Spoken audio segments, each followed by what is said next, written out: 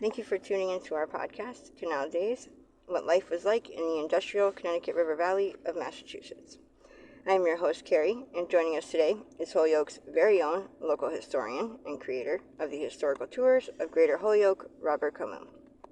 He offers and leads public and private tours, as well as presentations of historical sites within the communities throughout the state of Mass.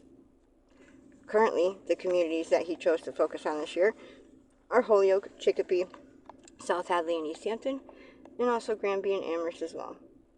His tours spotlight on local canals, reservoirs, cemeteries, and churches, as well as various parks, streets, and selected historical houses within each community.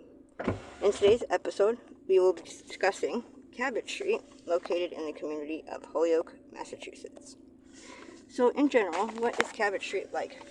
Cabot Street is a very long street that forms pretty much a spine of all east to west and back traffic and around the downtown and Churchill neighborhoods of Holyoke. Reaches from the Willimantic Bridge all the way up to where Pleasant Street meets at Forest Hill Cemetery. And along the way, there's a lot of institutions, and of course, you're crossing all three of the possible canals. And there's some, towards one end, there's a lot of mills visible. And along the way, you pass by the library, you pass by what used to be a couple churches, and you pass Ray Street and Main Street, which are busy streets on one end. So what we're going to do today is talk about these areas, special areas, and also about how Cabot Street might have changed through the many years. And it definitely has changed, because if you had come out here 100 years ago and looked around Cabot Street, and then you compare it to what it is now, it's drastically changed. So tell us about the eastern end of Cabot Street. That's where the Willimantic Bridge is. So Cabot Street goes right up to the edge of that bridge. There's mills on both sides. There used to be two Riverside paper mills, one on the right and number two on the left. And the one on the left is still there. And the canal that's right below you is the third level canal. And that Stone Arch Bridge is the nicest bridge over a canal in Holyoke. If you look at it from the side, it's quite gorgeous. And also in this area, you're crossing by where there used to be the freight railroad cars going by. That's in the Riverside train station area. And there's many more mills, included off in the distance from Cabot Street. You can see where the National Blank Book would have been and the White and Wyckoff Postcard Company would have been. And there's a lot of Cabot Street in South Holyoke. There's a lot of residential. There used to be the Precious Blood church there. The first one was a wooden church that burned and killed 70 people. And the brick one came down by design in 1989. So the rectory is still there, and that's quite gorgeous. Now, this is a very much institution-driven street in this end, so you go by Mills and the Grace Church, and a lot of traffic happens in this section. Now, we're going to talk about the other end, so... Real quick, before we continue with our interview, just to fill our listeners in, to find out more information, or if you're interested in signing up for any of his various tours, you can check out his website at holyokecanaltour.org. And there you can find videos and podcasts of the stops along each tour, as well as photos and text of the historical sites throughout it as well. And for private tours and other inquiries, you can email him directly at bobcat4214 and his tours make for fun, educational, outdoor activities for families and group parties. Getting back to our interview, tell us about the area around Library Park. The only public library is in Library Park, and surrounding is a gorgeous block. The Lawrence School is there, the Sons of Zion Synagogue is there, row houses along Maple Street. The Presbyterian Church is on the corner of Chestnut Street. Used to be the Perpetual Help Church and School at the same corner along the southwest corner. And also you around this Library Park get to see a lot more, including the new Wayfinders development in the Essex Hotel. You can see the Maplewood from this corner. And so there's a lot happened here in the past. And there's a specially designed tour to go around that library and learn about the history both in and outside the library area. But it's also a tree tour, and it goes around this library park. So make sure you look that up on the library website. And how has Cabot Street changed through the years? Well, it's changed a lot because it's a spine of this east to west traffic. So a lot of institutions have come and gone. And so for that reason, even the reason the street exists has changed quite a bit. Sometimes you had a lot of car traffic, sometimes you had bus traffic. Well, one big difference is you had the trolley going up here, and the trolley went both directions, especially over the Willimantic Bridge, and formed a trolley neighborhood in Willimantic. And that's one enormous difference. But the amount of mills have changed, the amount of activity on these mills have also changed. It used to be incredibly high, and now it's not quite as high, although a lot of those mills are still active. One good thing to do along Cabot Street is to walk it towards the canals. And remember, you can see all three canals as you go down. You can see the first level canal with mills along it. The far Alpaca mill number 3 is still there. And then as you walk down a little bit, you can see the computer center to your left. And then a lot of mills in both directions, including Germania to the south. And then as you walk down towards the second level canal, you get to see many more mills and also mills along Race Street that never used the canal power. And then as you keep going across Main Street itself and head towards third level canal, you see a different kind of mills that are not as enormous and mostly were either paper or cardboard and not too many fiber mills around. And then you go over the Willimantic Bridge, and that bridge is great to see because if you look backwards towards the south, you see where the outlet of the third level canal is, and that's the total outlet for most of the water on the canal system. And if you look to the right backwards, you get to see the space where the National Blank Book and White and Wyckoff Company were, and the Riverview is still there. And you can also see the railroad bridge, which has been only rehabbed once, and so it looks very much the same. But if you look in the direction of Chicopee or Willimantic neighborhood, you can also see a lot of things going on. So this area has seen lots of changes, but it's still a fairly busy area its whole length. And thank you, Robert, for educating us on your tours and historical topics of your expertise. And we want to thank our sponsors. And of course, thank you to our listeners for tuning in. And check out a large selection of our other podcasts at his website, as well as on SoundCloud.com. And be sure to stay up to date with new podcasts and videos posted daily. Thank you, and hope you join us again. Thank you for tuning into our podcast, Canal Days, What Life Was Like in the Industrial Connecticut River Valley of Massachusetts. I am your host, Carrie, and joining us today is Holyoke's very own local historian and creator of the historical tours of Greater Holyoke, Robert Como. He offers and leads public and private tours, as well as presentations of historical sites within communities throughout the state of Massachusetts. Currently, the communities that he has chosen to focus on this year are Holyoke, Chicopee, South Hadley, and East Hampton, and also Granby and Amherst as well. His tours spotlight on the local canals, reservoirs, cemeteries, and churches, as well as various parks and streets and selected historical houses within each community. In today's episode, we will be discussing Hampshire Street, located in the community of Massachusetts. In general, what is Hampshire Street like? Hampshire Street is very much like the other greater streets where you have a lot of homes and some institutions, and of course there's great variations as you go along, and we'll talk about that. So some of the features we'll talk about are the Lawrence School area, and then the western edge of it where there were a lot of Victorian homes put in, and then we'll compare it to other streets around Holyoke. But if you travel along Hampshire Street or walk along towards the eastern end, you'll get into where the Berkshire Yarn Company was put in, the last mill ever put into Holyoke. And that's near the first level canal. So Hampshire Street doesn't cross any canals at all. And so thus you start there and you head towards the middle and then the western part of it.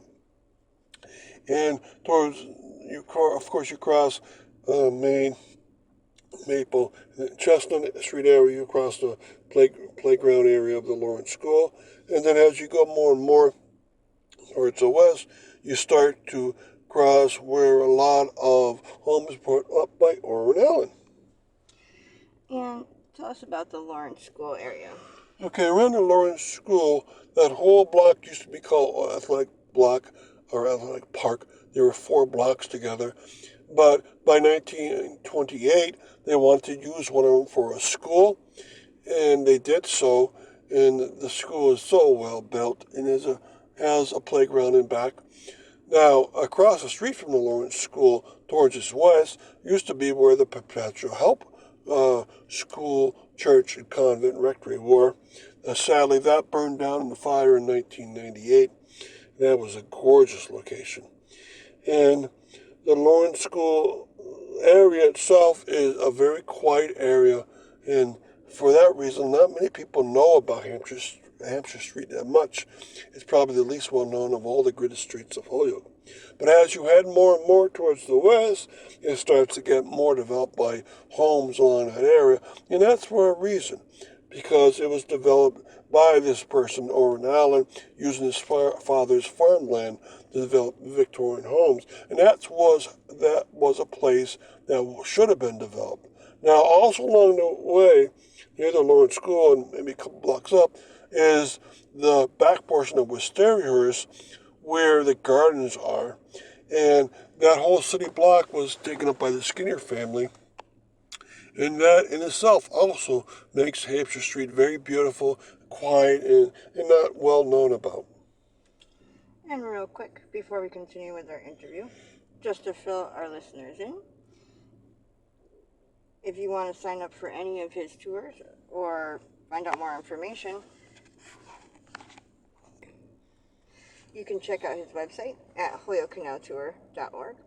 And there you can find videos and podcasts of the stops along each tour, as well as photos and text of the historical sites throughout as well. And for private tours and other inquiries, you can email him directly at bobcat4214, capital B, @yahoo.com. And his tours make for fun, educational outdoor activities for families and group parties. Getting back to our interview, what is the western edge of Hampshire Street like? This is where Orrin Allen developed a lot of his homes. In fact, his home is on the edge of Hampshire Street at the corner where Holyoke is, in particular the northwest corner. And his home is well known to be quite beautiful. He made it beautiful to attract people into the area, and he developed maybe 300 homes along this neighborhood. So Hampshire Street is filled in that western edge with a lot of his contracted homes. Now, his home used to have a backyard filled with roses, and they're all gone now. But that's one of the other highlights of Hampshire Street. You had all these little highlights, and here's another one. He had about 100 variety of roses in his backyard, and that was his hobby. And how does Hampshire Street compare to the other streets in Holyoke? Well, it compares well within the gridded section. It's not like any of the others, and I've gone through quite a few of these. It had the Lawrence School Perpetual Help Church around this area.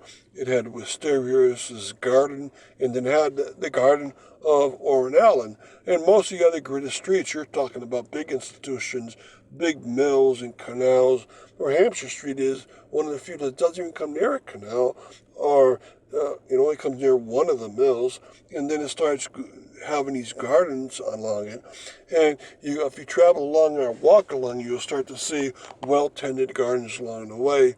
So it's not like all the others, and that's very nice, because I wish there were more highlights like this on every street in Holyoke.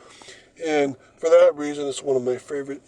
And for another reason, it's very little traveled. So if you walk or drive, there's hardly any other people or cars around. And thank you, Robert, for educating us on your tours and historical topics of your expertise. And thank you to our sponsors. And of course, we want to thank our listeners for tuning in. And check out a large selection of other podcasts at his website, and as well as on SoundCloud.com. And be sure to stay up to date with new podcasts and videos posted daily. Thank you, and hope you join us again. Thank you for tuning into our podcast, Canal Days, what life was like in the industrial Connecticut River Valley of Massachusetts.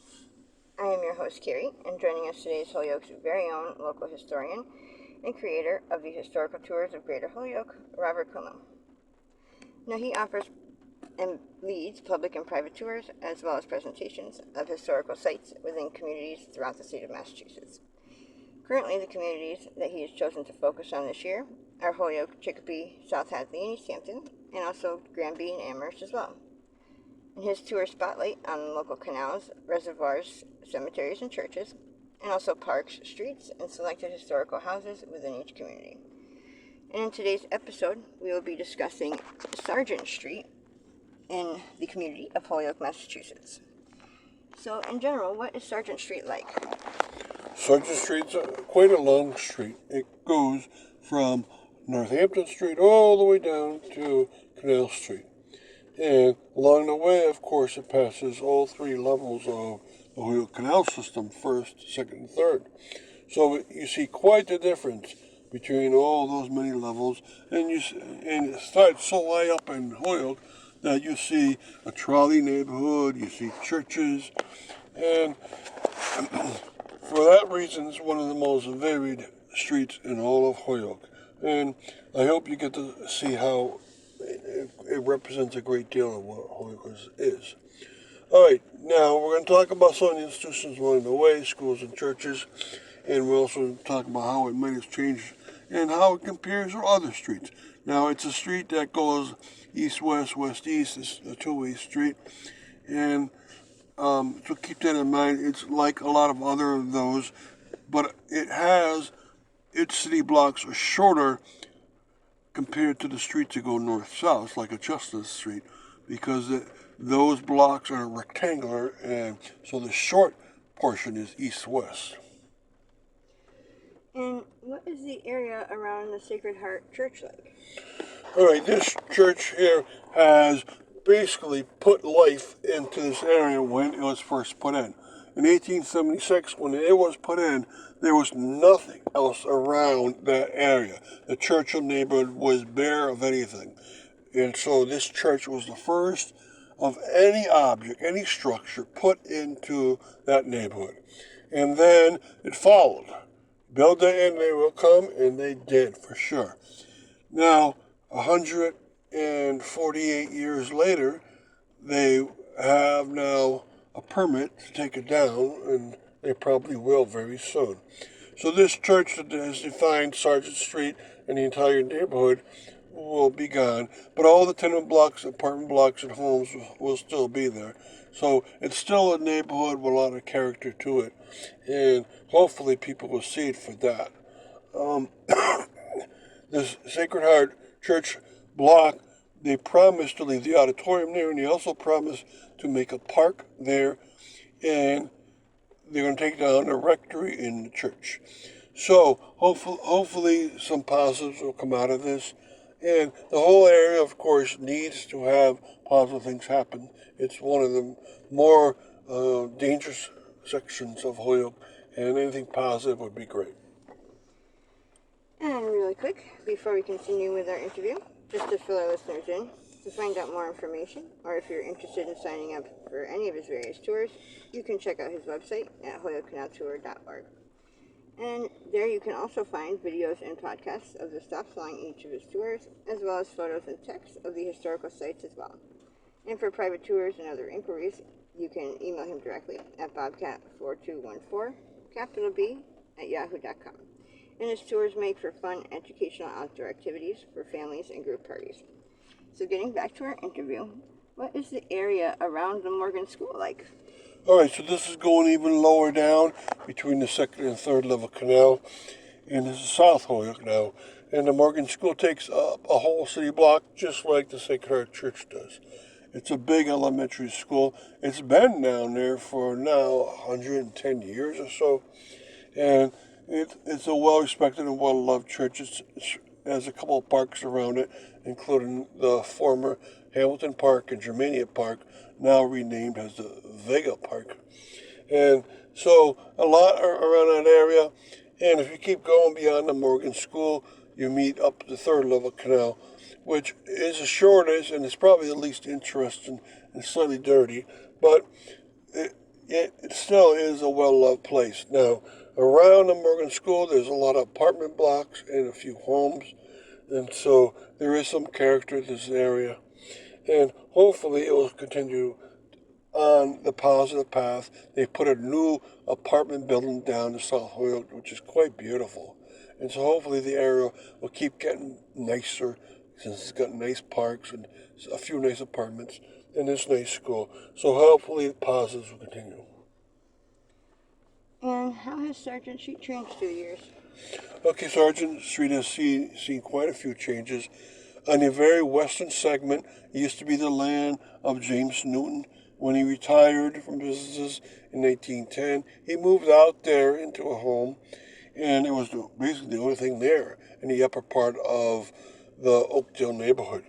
In the lower part of the neighborhood, Orrin Allen was putting up homes at an incredible rate. He put up about 300 homes around Holyoke. So the changes are that it used to be very few homes on Sargeant Streets. And now, within 20 years, by 1920, there were very many. Now, that upper part, James Newton started selling off blocks, and they started making very distinctive Victorian homes and other structures. And the Kirtland School came in. And also, during the 1890s, a trolley came through. And so Oakdale became a trolley neighborhood within Holyoke itself. And there was many trolley neighborhoods in and around Holyoke caused by the Holyoke Street Railroad Company. So Sargeant Street up there has changed greatly. Once you get out of the Oakdale neighborhood into the Churchill neighborhood, it's changed greatly because by putting the Sacred Heart Church into place in 1876, boom, there was a boom of apartments and homes that went up by maybe within 10 years, maybe 300 homes or apartment blocks went up. It was just incredible. It became the residential area of Holyoke. And then as you keep going down, you pass the canals, of course, in South Holyoke. And South Holyoke has probably changed the most of any neighborhood in Holyoke. And that's because it always was the poor area of not only Holyoke, but all Massachusetts and New England. And so you're going to see a lot of changes, a lot of turnover in people, and a lot of turnover in buildings. But it's probably looked the best it has in that whole time. So it's changed a lot, and hopefully it'll change for the better too within the next few years. And thank you, Robert, for educating us on your tours and historical topics of your expertise. And thank you to our sponsors. And of course, we want to thank our listeners for tuning in. And check out a large selection of our other podcasts at his website and as well as on SoundCloud.com. And be sure to stay up to date with new podcasts and videos posted daily. Thank you, and hope you join us again.